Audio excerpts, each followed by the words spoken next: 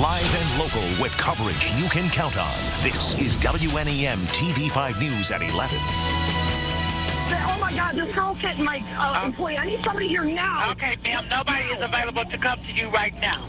A frantic call for help that a local woman says went unanswered. And for the first time tonight, we're hearing that shocking 911 call from a local Domino's manager as one of her workers was being assaulted by a customer. Good evening and thanks for looking in. I'm Sam Merrill. And I'm Carrie Sharp. The assault happened late last month, and when the manager called police, she says no one ever came. TV5's Andrew Keller has been asking the tough questions since the beginning. He joins us with the new developments tonight. Drew. Yeah, we heard the calls for the very first time after they were posted online by MLive today. They are a real-time account of what happened that night, a night one local woman says that she'll never forget. The situation became violent. I need an officer here now. A frantic call made to 911 for help. See her, she's yelling and screaming. I need an officer here now. But that help never arrived for the employees at this Domino's restaurant on Ballinger Highway in Flint. On February 20th, workers say a customer became irate after being denied a full refund on a pizza order. Domino's employee Crystal Talbot went to the parking lot to get the woman's license plate number. Crystal, come back in here. The cops are on their way. Oh my God, this girl's hitting my employee. I need somebody here now. Okay, ma'am, nobody is available to come to you right now. I can imagine the entire fight, exactly how it happened. Right across the street from Subway. Talbot heard those 911 calls for the first time tonight, forcing her to relive that awful night. A night when 3 calls to 911 went unanswered. I need somebody here. Ma'am, I understand that. Can I please get a description of the trouble? Talbot says she was let down by the Flint Police Department.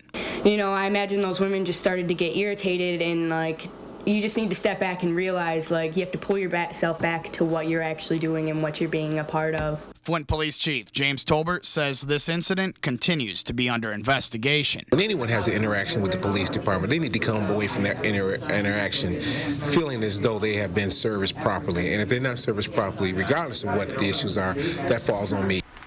And now Crystal Talbot says that she hopes the internal investigation leads to real changes in how the Flint Police Department handle their emergency calls in the future. For his part, Chief Tolbert promises it will. Live in the Continuous News Center, I'm Andrew Keller, WNEM TV5. All right, Andrew, thank you. Now, Talbot quit her job following this incident. A nasty start to the day. Heavy snow falling across much of mid-Michigan, making driving a real adventure. Things have cleared up some tonight as we take a live look right now over Saginaw. Looks a lot better, actually.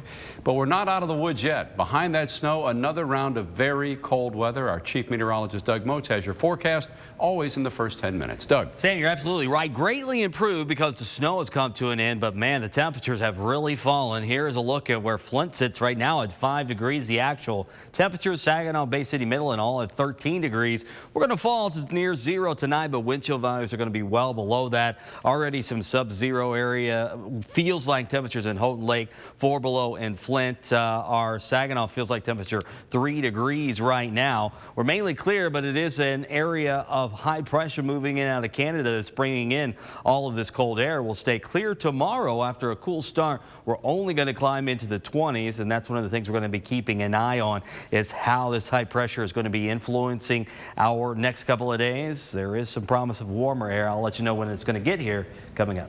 All right, Doug, thanks. And even though the skies cleared late this afternoon, many roads were far from cleared. Places in Genesee County saw more than 7 inches of snow, and that meant a lengthy cleanup for crews and more trouble for drivers. TV5's Kristen Moore is live in Flint tonight with that part of the story. Kristen. Sam, drivers, even walkers are having a hard time getting around. Just take a look. I'm standing on the sidewalk. You just can't tell because it's buried underneath several inches of snow. And some roads in the area, they aren't much better. The forecast called for it, but with temperatures in the upper 40s yesterday, many folks just did not believe they'd spend today digging out from several inches of snow. It's ridiculous. It's so heavy this time, too. While dozens of schools were closed, people like Carl J. had to get to work and found out the hard way just how bad some roads are. Hit the brake and it wouldn't slow down. It just kept sliding, and I had to make a choice, either hit the car in front of me or go into the snowbank. So that's what I did. He was one of several drivers that spun out and got stuck on Grand Blanc Road. But it took some longer than others to get out from the 7 inches of fresh snow that fell in Grand Blanc. One of my friends, he's coming down and he's going to get some shovels. We're just going to dig it out. From behind the wheel of a car, this probably just looks like another snow-covered road. But when you look up close, you can see there is ice underneath the snow, and that's why it's so slick. Dozens of accidents have been reported across Genesee County. William Shagney, a tow truck driver, says this mid-March snowstorm has kept him busy since 5 a.m. How many people would you say you pulled out of ditches and... At least 10, plus a couple rollover accidents. This late winter storm is one of many in what's been a brutal winter, even for Michigan. But now even those who typically like the cold and snow have had enough. I'm usually a winter fan. I don't mind shoveling. We don't have a snowblower because I like the exercise, but I'm over it. And even though the snow has stopped, the roads are still slick. In fact, 4 accidents have been reported across Genesee County in the last hour and a half. Reporting live in Genesee County, Kristen Moore, WNEM TV5. All right, Kristen. And as the weather warms up, road crews will shift their focus from plowing streets to fixing the many potholes across the area, and they could be getting some help. Today, the State House and Senate passed a bill to set aside $215 million for road repairs. Now, $100 million of that will be used for maintenance on roads that were directly affected by the winter weather, filling and repairing potholes, in other words. The other $115 million is for projects that will be identified by lawmakers later on in the summer. The bill now heads to the governor. He is expected to sign it. New at 11, 2 men are in custody in connection with an armed robbery today in Frankenmuth, but tonight police are still looking for a possible 3rd suspect. Police say the men robbed the Funky Skunk gift shop in the River Place Mall this morning, getting away with some cash and other items. Officers say they tracked the 2 to a motel in Saginaw this afternoon and recovered those items as well as some drugs. Their identities have not been released. Well, I'm probably like everybody else. I'm just shocked at the whole situation. I feel horribly for them, for everybody, the GM, head coach, everybody, players especially. Saginaw Spirit fans are reacting to the loss of player Terry Trafford. Trafford's body was found Tuesday in his truck at the Walmart in Saginaw Township. No official cause of death has been released at this time. Trafford had not been seen in more than a week since saying goodbye to his team at the Dow Event Center on March 3rd. He was let go from the Spirit after violating team rules. A 6-year-old boy will be laid to rest tomorrow while his parents remain behind bars in connection with his death. Elijah Dillard passed away earlier this month after suffering head trauma and burns on his body. His father, Aki Dillard, is facing first-degree murder charges. His mother, Mio Campbell, has also been charged with abuse. A funeral for Elijah, 11 o'clock tomorrow morning at the Paradise Funeral Home in Saginaw. Officials now say 3 people were killed by an explosion that flattened 2 New York City apartment buildings this morning, and 9 people are still unaccounted for tonight. A gas leak is believed to have triggered the explosion on Park Avenue in East Harlem. The National Transportation Safety Board is now involved in this investigation. They are best known for investigating air crashes, but they are responsible for accidents involving all modes of transportation, including pipelines. More than 60 people were injured, including 3 children. The explosion shattered windows even a block away. Across Michigan tonight, bills that would allow microbreweries statewide to expand are now in the hands of the governor. Today, the State House and Senate passed those bills unanimously. This new legislation changes the definition of a microbrewery, doubling production limits from 30 to 60,000 barrels a year. Brewers say the bills will help the industry grow and create jobs. Cities across the state have been breaking records all winter long, but one community in the Upper Peninsula broke a record for the coldest winter in more than 100 years. Iron Mountain, Michigan had an average temperature of just 7 degrees from December through February. The previous record was nearly 9 degrees. That was back in 1903. The National Weather Service says the temperatures dipped below 0 in Iron Mountain for 22 days in February alone. You know, you'd like to think they're used to that up there, but even that is a bit much. That's brutal. Yeah. Comedian Chelsea Handler is making headlines after her rough interview with CNN's Piers Morgan. Yeah, still ahead, why she called him a terrible interviewer.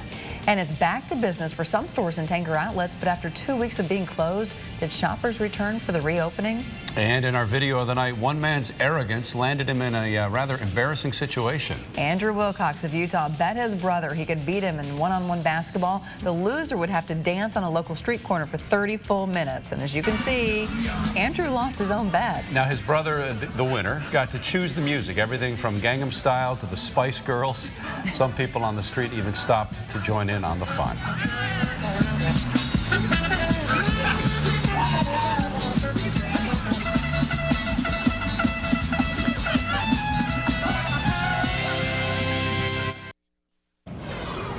County by county tonight, beginning in Saginaw, where students got a chance to prepare themselves for college. An education fair held tonight at the Birch Run Expo Center. More than 40 colleges, trade schools, and military recruiters taking part. High school students and adults interested in enrolling had a chance to learn more about the schools before visiting their campus.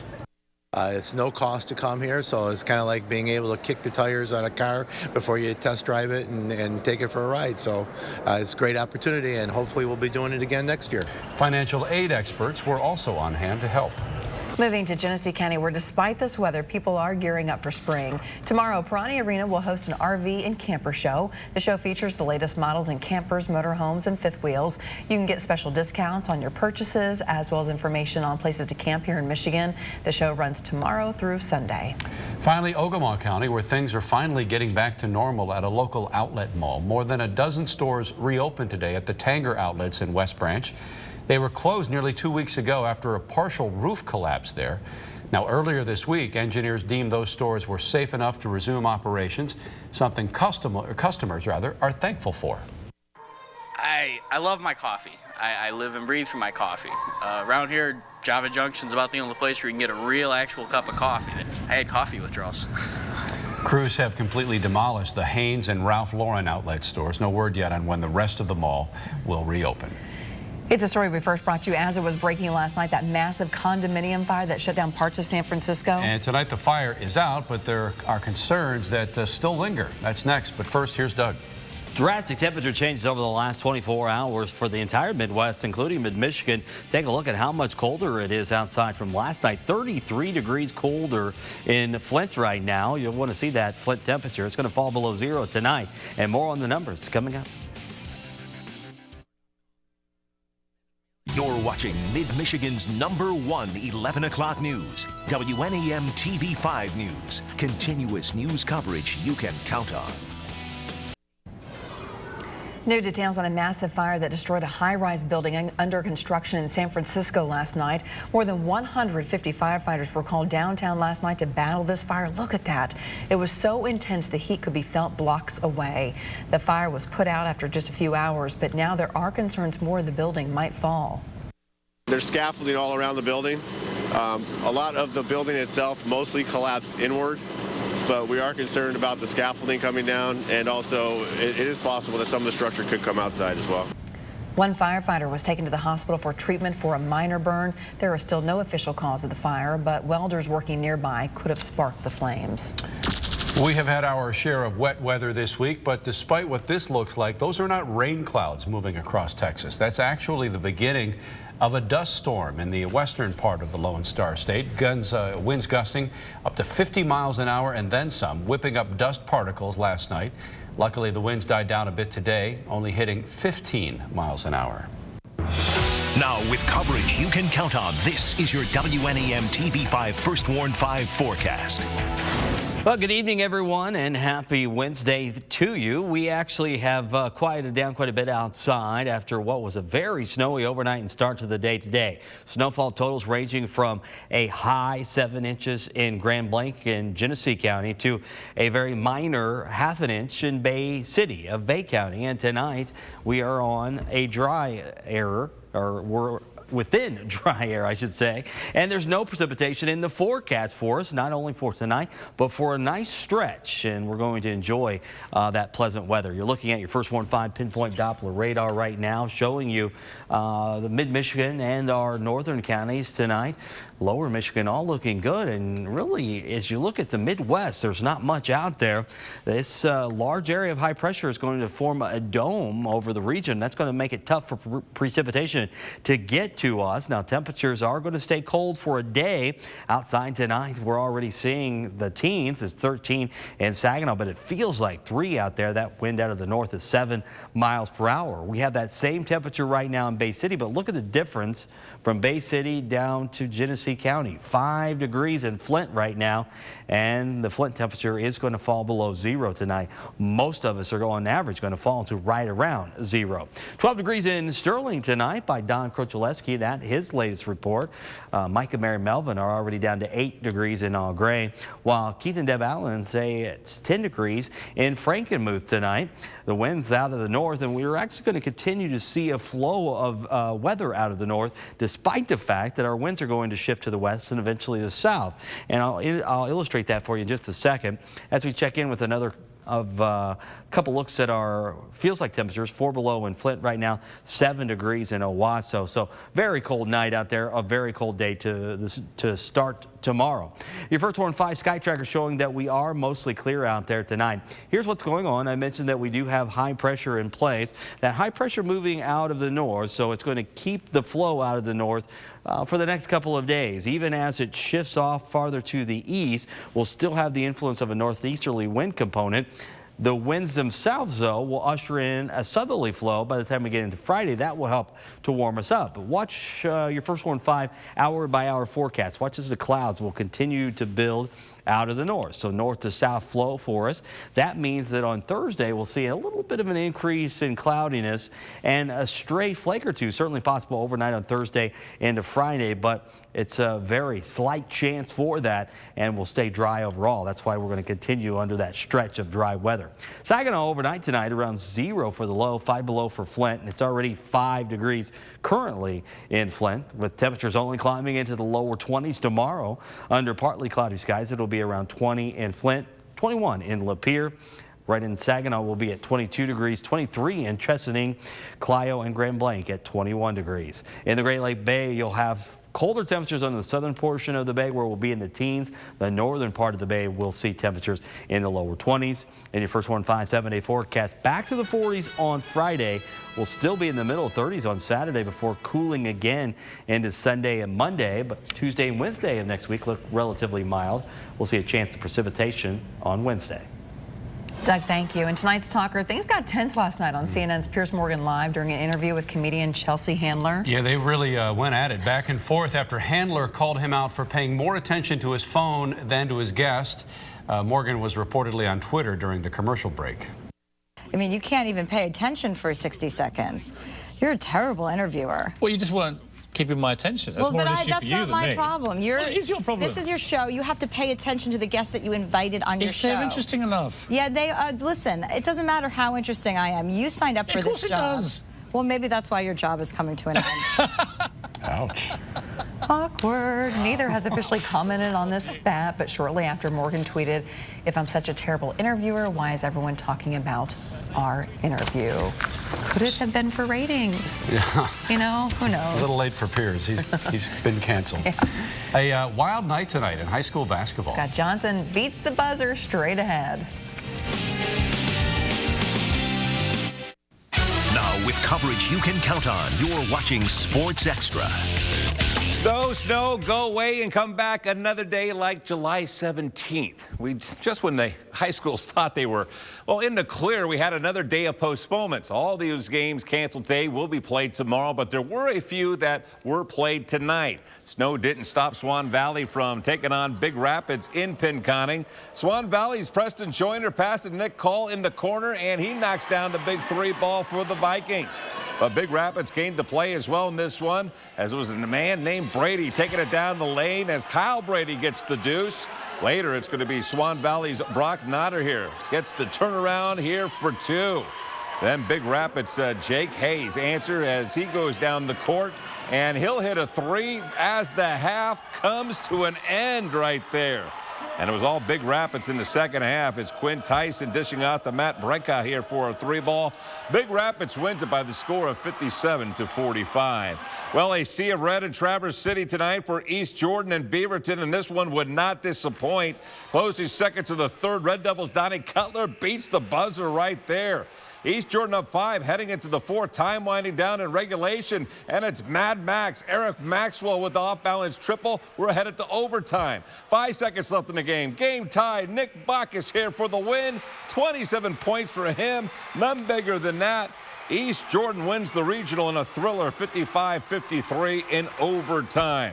Mount Pleasant Sacred Heart advanced to the quarterfinals well as they win a thriller against Fulton tonight, 49-47. And it came on this play. Check it out. As Nate Schneider for the Mount Pleasant Morning Sun caught this buzzer beater here as Dustin Nyer throws it up and gets it somehow to go. Take another look at it here as he throws it up off balance, and somehow it bounces around and goes in for the win. The Irish will face Frankfurt coming up on Tuesday. And tomorrow is also going to be a big day for girls basketball as the Final Fours get started in East Lansing. Mount Pleasant Sacred Heart will take on Cardinal Mooney in Class D at 6 p.m. Nouvelle will try to reach the championship game in Class C at 1 p.m. That's when the Panthers will be taking on Gobles at 1 o'clock. This is the second straight year Nouvelle has been in the Class C Final Four. Last year they came up short in the championship game. Now, Nouvelle is led by senior standout Rachel McInerney. And last night, McInerney earned, or reached, I should say, a milestone in their win versus St. Louis, as the senior scored 19 points to reach the 1,000-point mark for her career. And Mac's team is proud of her accomplishment. She's such a hard worker. She's the one in the gym the longest. She gets there the first. She's always working hard, and I couldn't ask for a better best friend. Oh my gosh, she's just incredible. I love that girl. She just brings it every day to practice, anytime. She's just incredible. I just love her. Pistons in action tonight in Toronto. And here's Andre Drummond, and check this out. You don't see this often. Andre going up and getting blocked, but all of a sudden he turns around and he slams it right back at home. Pistons were down by 7, though, at that point. Former Piston Amir Johnson, remember him? Yeah, he goes in with a little baby hook. Gets that the fall, 2 of his 20 on the night. Brandon Jennings had a hot hand for the Pistons. He throws this one up and knocks it down from 3-point range. He had 24 points in this game. A nice pass coming up here from Will Bynum to Josh Smith as he gets the dunk on this one. But Toronto ends up handing Detroit their 10th straight road defeat as they beat the Pistons by the score of 101-87 in this contest. Well, day 2 of NFL free agency, and the Lions have signed a much-needed wide receiver. Former Seattle Seahawk Golden Tate is coming to Motown. The Notre Dame product gets a 5-year deal worth $31 million with $13.25 guaranteed. That's just to be Calvin Johnson's sidekick. Now, Tate said via his Twitter account that he is excited about the opportunity with a growing organization. Last season, he enjoyed his finest season in the NFL with 64 catches for 898 yards. He's also one of the top punt returners in the league, averaging 11.5 yards per return last season. So they got a very talented guy, I think so. Good move. We'll be right back. Finally tonight, a mountain climber in North Carolina is safe tonight thanks to a dramatic rescue from the National Guard. Those rescuers were called after the climber fell more than 20 feet down the side of a gorge. When they got there, he was on a very steep ledge just trying to hang on. A crew member had to rappel down and put the climber on a board while 2 others secured the ropes. The climber was taken to the hospital for his injuries, but is expected to be okay. Amazing. Ooh. Scary stuff. Our temperatures are going to be very cold, as we have been talking about, at least for tomorrow. So that's why I was saying if you got outdoor plans, I would schedule this for Friday. As you can see, the temperature's a lot better for Friday. Saturday, pretty nice as well. Cold on Sunday, though. Thanks, Doug. And thanks for watching the news at 11. Where you get your top stories and tomorrow's forecast always in the first 10 minutes. Have a great one.